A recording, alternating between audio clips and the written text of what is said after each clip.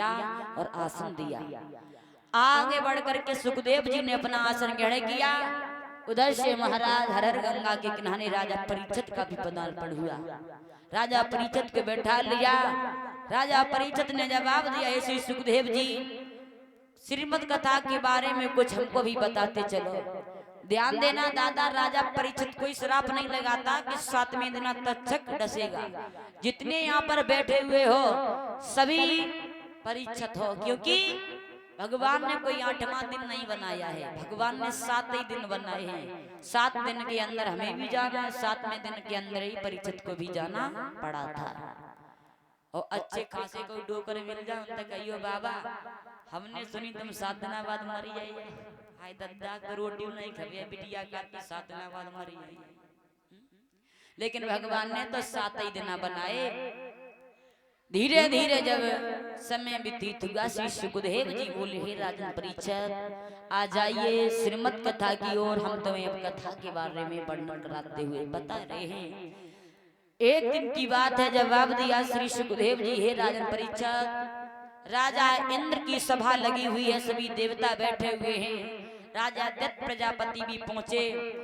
दत्त प्रजापति के पास में जब सभी पहुंचे हैं तब भोले बाबा भी पहुंचे। भोले बाबा तो सभी देवताओं से बड़े माने जाते हैं। आज सभी देवता खड़े हो गए लेकिन भूतनाथ भोले बाबा नहीं खड़े हुए। जब दत्त प्रजापति आए जवाब दिया, हमारा दामाद खुद हमें देख कर जब खड़ा नहीं हुआ, मेरा तो अपमान किया है, इस अपमान का बदला जरूर लेंगे। आगे बढ़े, अपने महलों में पहुंचे। जवाब दिया, हमारे यहाँ पर यज्ञ की तैयारियां की जाए और सभी को बुलाया जाए, लेकिन मेरे भोले बाबा दामाद को ना बुलाया जाए।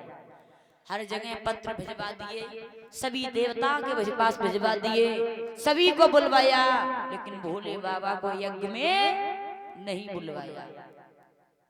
और आज भैया देखा होगा यज्ञ होता है, भोले बाबा का नाम लिया जाता है। 19 भैया भोले बाबा का नाम क्यों नहीं लिया जाता यज्ञ में? भोले बाबा का नाम तुम्हें पता नहीं है? ये राजा दत्त का श्राप लगा है। सभी दामादों को बुलाया, भोलेनाथ को यज्ञ में शामिल नहीं किया। उनको श्राप लगा है, भोले बाबा को यज्ञ में शामिल नहीं किया गया। आज मेरे भैया धीरे धीरे जब समय को व्यतीत किया है, बड़े बड़े विमान वहां से चल बैठे हैं। तो सती ने देखा, जवाब दिया, भोले बाबा ये विमान कहाँ जा रहे हैं? जवाब दिया, सती तुम्हारे पिता दक्ष ने यज्ञ रचवाया है, वहां पर ये सभी लोग जा रहे हैं। जवाब दिया, पिता ने यज्ञ रचवाया, हमें नहीं बुलाया। बोले पता नहीं। बोले हमें आज्ञा दो, हम तो पिता की यज्ञ में जाएंगे। जवाब दिया, सती बिना बुलाए अगर जाओगी तो वहां पर सम्मान नहीं बल्कि तुम्हारा अपमान होगा, मत जाओ। जवाब दिया, पिता के यहाँ तो जाना चाहिए। आप ही तो कहते हैं कि गुरु मित्र के यहाँ पर तो बिना बुलाए जा सकते हो। जवाब दिया, नहीं, गुरु मित्र के यहाँ पर बिना बुलाए तो जा सकते हो, लेकिन तब नहीं जब गुरु मित्र के यहाँ पर कोई फंक्शन हो या कार्य कोई हो तो वहां पर जाना उचित नहीं है। सती ने जिद ठान ली, भोले बाबा ने नाना प्रकार से मना किया। आज सती वहां से चली नांदिया को लेके, तो भोले बाबा ने एक जवाब दो, सुनो सती, कि मोए पीठ दिखाए सती निक जलदी मुख दिखलाइयो रे।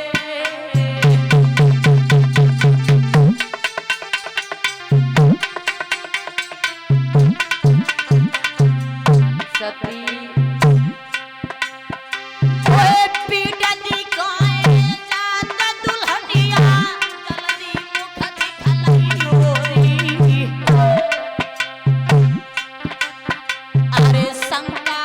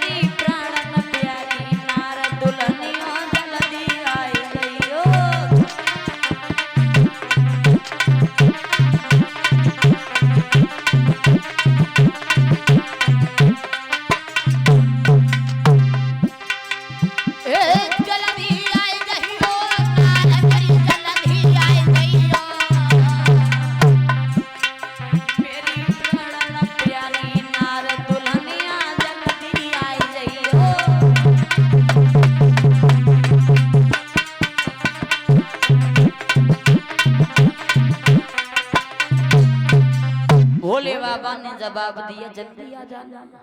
सती ने नांदिया को साथ में लिया और धीरे धीरे कैलाश पर्वत पे चली।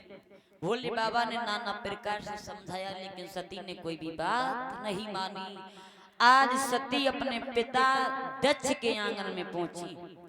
राजा दक्ष ने की बेटी 5 बेटियां थी। सबसे छोटी मैया सती थी। 4 दामाद आ गए, 4 बेटियां आ गई। मैया से नमस्ते की, मैया ने भी जवाब नहीं दिया। पिताजी से बोली, पिताजी ने भी नहीं जवाब दिया। एक बोली बेना सती ये बताओ भोले बाबा क्यों नहीं आए? एक बोली भोले बाबा को बुलाया ही नहीं। सती तो फिर भी चली आई। सती मैया ने सोचा कि मेरे पिया की तो बदनामी हो रही है। जहां पर ब्रह्मा बैठे हुए, विष्णु जी बैठे हुए हैं, यज्ञ सफलता नहीं हो रहा है। जवाब दिया दक्ष ने यज्ञ चालू करो। बोले जब तक भोले बाबा नहीं आएंगे तब तक यज्ञ पूरा नहीं होगा। महाराज दादा कोई भी शुभ कार्य करते हो उससे पहले भानेज और दामाद को बुलाते हो। अगर दामाद अगर नहीं आते है तो कितना भी अच्छा कोई कार्य करना, अगर भानेज दामाद या कोई कार्य मान्य नहीं आता है तो कुछ भी करना कोई सफल वाला नहीं है। लेकिन आजकल का चल रहा है, पहले उत्सव जब होता था भज के बहन बुलाई, अब तो बहन बहनोई रहा ने यारे घर सारी लई बुलवाई। अब पहले कोई अच्छा कार्य करते थे सबसे पहले बहन और बहनोई को बुलाते थे। अब तो बहन बहनोई रास्ता देख रहे कि फौजी भैया ने कथा करवाई, फोन तो वही आई तो ने सारी सराज पहले ही आई है। भैया बहन को तो पता नहीं है, ये नहीं आए तो बाद में। महाराज पहले के जमाने में और के जमाने में बहुत अंतर हो गया। पहले मान भनाजा आते थे, बड़ा सम्मान किया जाता था, लेकिन आजकल के बान भना जाए माई ने देखो के बहाने जाइए तो तारों लगाओ खेत में चलेंगे धान काटने के चले जाए तभी जाएंगे तो नहीं जाएंगे। मेरे दादा कहने के अनुसार सती मैया के पीछे सभी लोग कहने लगे ये तो सती वही है, अपने पिया के साथ में नहीं आई, अकेली आई है। दक्ष ने कहा है कि प्रारंभ करो। जवाब दिया नहीं है कि प्रारंभ नहीं होगा। क्यों नहीं होगा? क्योंकि जब तक भोले बाबा नहीं आएंगे तब तक। आज दक्ष ने ज्यादा प्रकार से नाना प्रकार से बेटी से उल्टे शब्द कहे। सती को क्रोध आ गया कि ऐसी अभागिन पत्नी हूँ जो अपनी पिया की खुद बुराइयां सुन रही हूँ। अगर कैलाश पर्वत पे जाएंगे तो भोले बाबा पूछेंगे कहो सती क्या बात है, तो जवाब क्या देंगे? इससे तो बढ़िया यही है कि अपनी आत्महत्या कर ले। कुछ लोग कहते हैं कि सती ने हवन कुंड में जल के राख हो गई, ऐसा कुछ नहीं है। सती मैया ने भोले बाबा का ध्यान किया, यज्ञ के पास खड़ी हो गई, अग्नि को प्रकट कर लिया, उसी में अग्नि में मैया सती जल के राख हो गई। नांदिया ने जैसे ही देखा, नांदिया भागता हुआ भोले बाबा के पास में गया। जवाब दिया भोले बाबा गजब हो गया, तुम तो समाधि में नील हो, सती मैया संसार में जीवित नहीं है। भोले बाबा ने जैसे नेत्र खोले एकदम क्रोध में आ गए और भोले बाबा ने अपनी जटाओं को खींचा और जमीन पर झटका, उसे एक वीरभद्र नाम का राक्षस पैदा हुआ। जवाब दिया वीरभद्र ने, कहिए महाराज क्या बात है? जवाब दिया जाओ राजा दक्ष का यज्ञ पूरा ना होने दो। वहां से कैलाश पर्वत से आज वो वीरभद्र चला, राजा दक्ष की सभा में पहुंच करके क्या किया भैया के आंधी पे आंधी आई रही रे, पानी पे पानी आवे।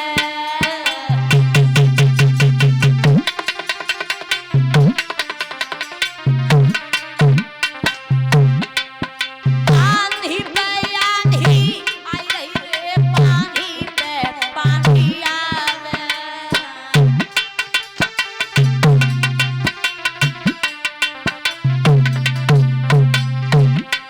महाराजा ध्यान नहीं कहने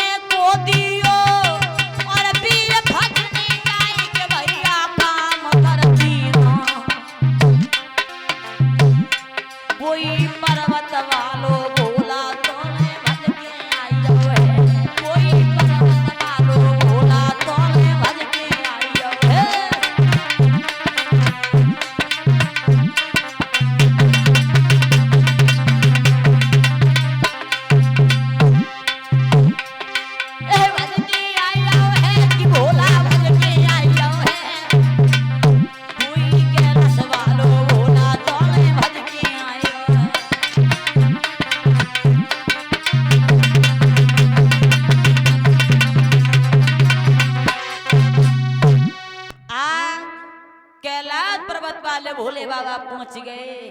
भोले बाबा ने त्रिशूल फेंक दिया, राजा दक्ष का शीश काट दिया। जब दक्ष का शीश काट दिया, भोले बाबा क्रोध में आ गए, जाकर के वहीं पर पहुंचे जहां सती जल के राख हो गई थी। एकदम से भोले बाबा क्रोध में आ गए।